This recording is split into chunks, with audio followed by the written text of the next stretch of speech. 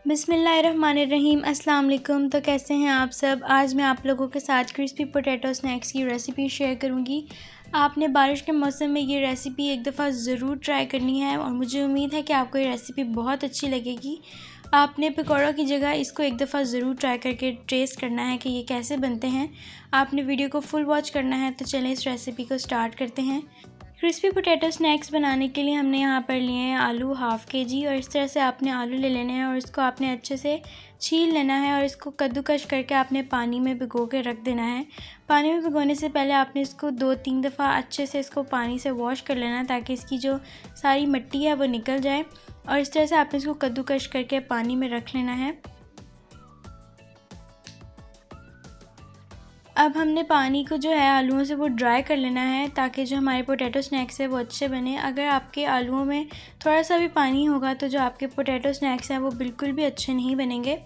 हमने आलूओं का जो पानी है वो बिल्कुल अच्छे से ड्राई कर लिया है। तो अब हम इसके अंदर ऐड कर देते हैं स्पाइसेस में हमने लिया है हाफ़ टी स्पून हल्दी पाउडर। इसके अंदर हमने और लिया है red chilli powder half teaspoon और इन दोनों स्पाइसेस को इस आलू के अंदर ऐड कर देंगे। अब जो दूसरे हमारे स्पाइसेस हैं वो हमने लिए हैं नमक half teaspoon, chilli flakes हम लेंगे हाफ़ टी स्पून। अगर आप चाहें तो आप इन स्पाइसेस को अपने टेस्ट के हिसाब से भी ऐड कर सकते हैं इसके अंदर। अब हम इसके अंदर जो अगली चीज़ ऐड करेंगे वो है मैदा 1/4 कप। इससे जो होगा जो आपके जो पोटैटो स्नैक्स है वो अच्छे से बाइंड होंगे। आपने इसको ज़रूर ऐड करना है। इसके अंदर अब ऐड कर देंगे black pepper half tea spoon. Cornflour इसके अंदर ऐड कर देंगे 2 टीस्पून। इस कॉर्नफ्लावर को ऐड करने से ये होगा कि जो आपके पोटैटो स्नैक्स हैं वो बहुत ही क्रिस्पी बनेंगे। हमारे जो सारे स्पाइसेस हैं और सारा मैदा है जो ऐड हो चुका है। अब हम इसको अच्छे से मिक्स कर लेंगे और इसको कंबाइन कर लेंगे। जैसे हम पकौड़ा के लिए मिक्सचर को कंबाइन करते हैं इसी तरह से आपने इसको भी अच्छे से कंबाइन कर लेना है।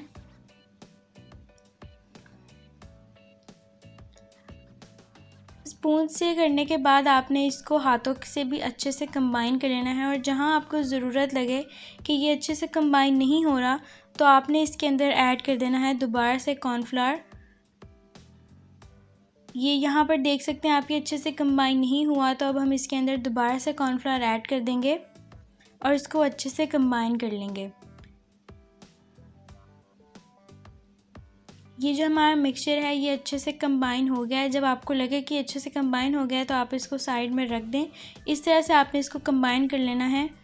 अब हम चलते हैं ऑयल की तरफ। ऑयल को हमने पहले से ही गर्म कर लिया था और मीडियम फ्लेम पे आपने इनको फ्राई करना है। जिस तरह से आप पकौड़ों को कढ़ाई में डाल के फ्राई करते हैं उसी तरह से आपने इसको भी कढ़ाई में डाल के फ्राई करते जाना है।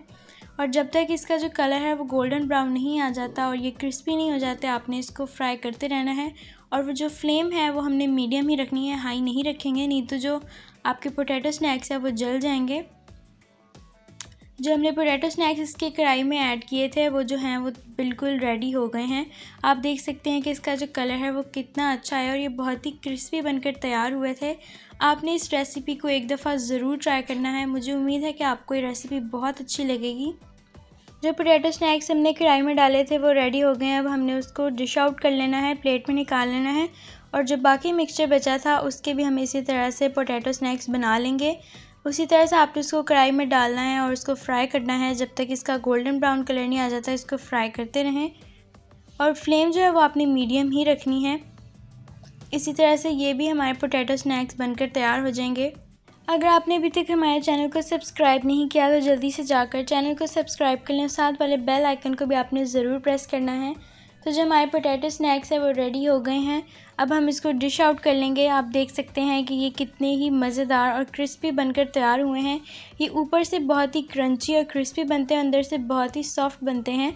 आपने इस रेसिपी को एक दफ़ा ज़रूर ट्राई करना है। अगर आपको हमारी आज की ये रेसिपी अच्छी लगी हो तो इस वीडियो को आपने लाइक करना है, चैनल को सब्सक्राइब करना है। अब मिलते हैं किसी और रेसिपी के साथ। अपना बहुत सा ख्याल रखें। अल्लाह हाफ़िज़।